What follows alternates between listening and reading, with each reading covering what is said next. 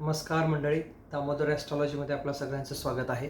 आजचा हा व्हिडिओ शनी ग्रहाच्या राशी परिवर्तनाबद्दल आहे. आपल्या सगळ्यांना माहीत असेलच की 29 मार्च 2025 रोजी शनी महाराज कुंभ राशीतून मीन राशीत प्रवेश करणार आहेत. याच्यामुळे काही राशींना 7.5 सुरू होणार आहे, तर काही राशींची 7.5 संपणार आहे. काही राशींना पनौती म्हणजेच अडीचकी ही संपणार आहे, तर काही राशींची पनौती सुरू होणार आहे. तर या संदर्भातच हा व्हिडिओ आहे. तर 29 मार्च 2025 रोजी संध्याकाळी 9:42 म्हणजे रात्री 9:42च्या दरम्यान शनी ग्रह कुंभ राशीतून मीन राशीत प्रवेश करणार आहेत. तर ह्या राशी परिवर्तनामुळे मकर राशीची जी 7.5 आहे ती संपणार आहे आणि मेष राशीला 7.5 सुरू होणार आहे.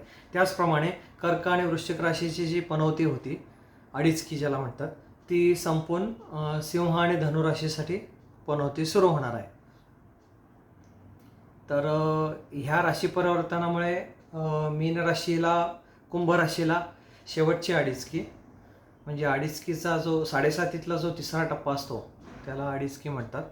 तर तो शेवटची अडीचकी कुंभ राशीसाठी, मधली अडीचकी मीन राशीसाठी, कारण मीन राशीमध्येच शनी येत असल्यामुळं, आणि मेष राशीसाठी पहिली अडीचकी, असं काहीसं थोडंसं वातावरण होणार आहे. तर मेष राशी आणि सिंह राशी आणि धनु राशी ह्या 3 राशींना आत्ता येणारे जे 2.5 वर्षाचा कालावधी आहे तो थोडासा प्रतिकूल ठरण्याची शक्यता आहे. कारण शनी ज्यावेळी 12वा होतो, म्हणजे आपल्या राशीच्या अगोदरच्या राशीमध्ये ज्यावेळी शनी येतो, म्हणजे ज्यांना 7.5 सुरू होते त्यांच्यासाठी खूप कष्टदायक प्रसंग येऊ शकतात.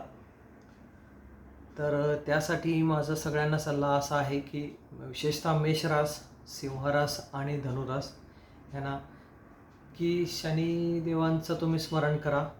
ओम शम शनैश्चराय नमः, किंवा त्यांचा नवग्रहामधील त्यांची जी स्तुती आहे, नीलांजनम समाभासम रविपुत्रम यमाग्रजम छायामार्तंड संभूतम तम नमामि शनैश्चरम, या मंत्राचा जाप त्यांनी करावा विशेषतः शनिवारी. आणि मारुतीचं मंदिर असेल किंवा शनी महाराजांचं मंदिर असेल तर दर शनिवारी संध्याकाळच्या वेळेला त्यांचं दर्शन घेऊन या. मूर्तीवरती म्हणजे हनुमानाच्या मूर्तीवरती किंवा शनी महाराजांची मूर्ती जर असेल एखाद्या मंदिरात तर त्याच्यावरती तेल वाहून त्यांना नमस्कार करा. पिंपळाचं झाड असतं त्याच्या खाली म्हणजे तळाशी दीप प्रज्वलित करा. हे असं केल्यामुळं 7.5मध्ये थोडासा त्रास जो आहे त्याच्यामध्ये थोडंसं तुम्हाला काय म्हणतात आराम मिळेल. पण 7.5 हा प्रकार किंवा अडीचकी हा प्रकार मुळात काय आहे की आपण जे काय कर्म केलं होतं आत्तापर्यंत किंवा मागच्या जन्मी, त्याचं फळ देण्याचं काम शनी करतात. कारण शनी ग्रहाला काम हे दिलेलं आहे की शनी हे न्यायाधीश आहेत, भाग्यविधाता आहेत, कर्मफलदाता असं त्यांना म्हटलं जातं.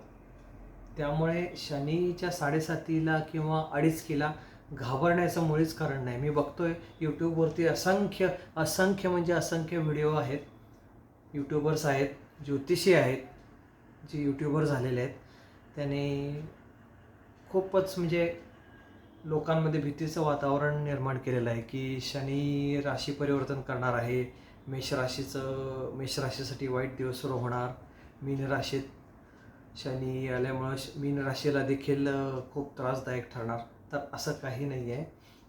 मुळात शनीचं काम काय आहे, देवानं त्याला काम हे दिलेलं आहे की ज्यांनी वाईट कर्म केलं त्यांना दंड दे, म्हणजे त्यांना शिक्षा दे, आणि ज्यांनी चांगलं कर्म केलं, लोकांना मदत केली किंवा हे जे आहे त्यांना त्यांची भरभराट कर, हेच परमेश्वराने त्याला काम दिलेलं आहे. त्यामुळं घाबरण्याचं काही कारण नाही आहे. फक्त एवढंच आहे की मनातल्या वासना काढण्याचं काम शनी करतो. म्हणजे 7.5च्या काळामध्ये किंवा पनौतीच्या काळामध्ये आपल्याला आपले कोण आणि परके कोण ह्याचा नक्कीच आपल्याला शनी दाखवून देतो की आपले कोण आणि परके कोण. त्यामुळे त्रासदायक वातावरण, अपेक्षाभंग होणं, चिडचिडेपणा, प्रत्येक कामामध्ये, प्रत्येक म्हणण्यापेक्षा बहुतांशी कामामध्ये अपयश मिळणं, विलंबाने गोष्टी घडणं, अडथळे येणं, जीव नकोसा वाटणं किंवा हे सगळं जग, अगदी आई वडील देखील आपले शत्रू आहेत असं वाटणं, हे स्वाभाविक आहे. विरक्ती आणण्याचं काम शनी करतो. निगेटिव्ह बाजू ज्या आहेत आयुष्यातल्या, माणूस म्हणतो ना की मी जन्माला आलो, माझ्याकडे एवढा पैसा आहे, मी एवढं शिक्षण घेतलं आणि माझ्याशिवाय दुसरं कोण नाही, हा जो अहंकार किंवा जो इगो आहे, मीपणा, तो कमी करायला पाहिजे. शनी महाराजांना ते अजिबात आवडत नाही. शनीला जर प्रसन्न करायचं असेल तर कुठलंही तुम्हाला मंत्रोपचार किंवा कुठलंही पारायण किंवा काही करायची काही गरज नाही. इतर ग्रहांसारखं किंवा इतर देवांसारखं हा नाही आहे. शनीला एक म्हणजे एक गोष्ट आवडते, ती म्हणजे अहंकार तुम्ही सोडून दिला पाहिजे. आणि जे दीनदुबळे गरीब आहेत, ज्यांना खरोखर मदतीची गरज आहे, मी गरीब हे पैशाच्या दृष्टीनं गरीब असं म्हणालो नाही, की जो संकटात सापडलेला व्यक्ती आहे, मग कुठलाही असू दे, स्त्री पुरुष इव्हन, किंवा एखादं म्हणजे प्राणी जरी असतील किंवा तो संकटात सापडला असेल किंवा त्याला काही समस्या असेल, तर त्याची जर तुम्ही मदत केलीत निरपेक्ष भावनेने, कोणतीही अपेक्षा न ठेवता, तर शनी महाराज नक्की प्रसन्न होतात आपल्यावरती. हा माझा पण वैयक्तिक अनुभव आहे. आणि माझं जे मत आहे ते शनी महाराजांच्या बाबतीत हेच आहे की इतकं 7.5 किंवा पनौतीला घाबरण्याचं मुळीच कारण नाही. कारण 12 राशीचे लोक या जगात आहेत. कारण एकूण 12 राशी आहेत. सगळ्यांच्यावर चांगला वाईट परिणाम होत असतो. मग मीन राशीत शनी आल्यामुळं मीन राशीला खूप वाईट दिवस आहेत, मेष राशीला अतिशय वाईट दिवस आहेत किंवा त्यांचं काय खरं नाही, हे असं जे काही सांगितलं जातं, किंवा सिंह धनु राशीला, तर एवढं नाही आहे. फक्त एवढं नक्कीच आहे की मेषरास, सिंहरास आणि धनुरास ही अग्नितत्वाच्या राशी आहेत. ज्योतिषशास्त्रामध्ये 4 तत्व आहेत, अग्नी, पृथ्वी, वायू, जल. तर त्यामध्ये मेष, सिंह आणि धनु म्हणजे 1 नंबरची, 5 नंबरची आणि 9 नंबरची, ह्या 3 राशी अग्नितत्वाच्या राशी आहेत. अग्नितत्वाच्या राशीच्या लोकांचं वैशिष्ट्य म्हणजे ह्यांना प्रत्येक गोष्टीत गडबड लागते. म्हणजे प्रत्येक काम खूपच सगळ्यांच्या आधी करणे किंवा अपमान सहन न होणे, मीपणा, अहंकार, पडता नमता न घेणे, हे ह्या लोकांचा जरा थोडा गुण असतो. मी पूर्णपणे सगळ्यांना दोष देत नाही आहे मेष, सिंह, धनुवाल्यांना, पण त्यांनी स्वतः अभ्यास करून जर बघितलं तर त्यांना जाणवेल की त्यांचा स्वभाव हा थोडा उग्र असतो, तापट असतो, पण प्रेमळही असतात. तर सांगायचा मुद्दा असा आहे की शनी महाराजांना अहंकार केलेला अजिबात आवडत नाही. आणि शनी हा नावातच आहे शन आहे, म्हणजे प्रत्येक गोष्ट अतिशय संत गतीनं करणारा हा ग्रह आहे. ह्याला संयम खूप आवडतो. एखादी गोष्ट 1 दिवसात होत असेल तर शनी 10 दिवसापर्यंत विलंब करू शकतो. मग ही गोष्ट शनीला आवडत असल्यामुळं किंवा मुळात त्याचा स्वभाव तसा असल्यामुळं, आणि अग्नितत्ववाले जे आहेत मेष, सिंह, धनु, हे अतिशय गतिमान कार्य करणारी व्यक्ती आहेत. अग्नी कसा आहे, अतिशय गतिमान आणि प्रज्वल प्रखर असा आहे. त्यामुळे ह्या लोकांना थोडा त्रास जास्त होतो, कारण त्यांचा स्वभाव तसा असल्यामुळं 7.5 किंवा पनौतीमध्ये त्याच्या परस्पर विरुद्ध या गोष्टी व्हायला लागतात शनीच्या 7.5मुळं. त्यामुळे त्यांना ही त्रासदायक ठरते. पण याचा अर्थ असा नाही की त्यांच्यासाठी अशुभ किंवा सगळंच वाईट होणार असं नाही. त्यांनी थोडा वागण्यात बदल नक्कीच करायला हवा, या निदान या 7.5च्या कालावधीमध्ये. किंवा माझं तर म्हणणं असं आहे की कायमस्वरूपी आपल्यातले जे काही वाईट गुण आहेत, चुकीच्या गोष्टी आहेत, त्या दाखवून देण्याचं काम शनी 7.5मध्ये करतो. आपल्या चुका दाखवून देऊन त्यातून आपण सुधारणा करणं आणि भविष्यात चूक ती परत न कधीही करणं, यासाठीच हा 7.5 किंवा पनौती हा विषय सगळा आहे. तर माझ्या मते 7.5 आणि पनौतीला घाबरण्याची गरज नाही. दर शनिवारी शक्य झाल्यास माझं तर मत आहे जावाच नक्की.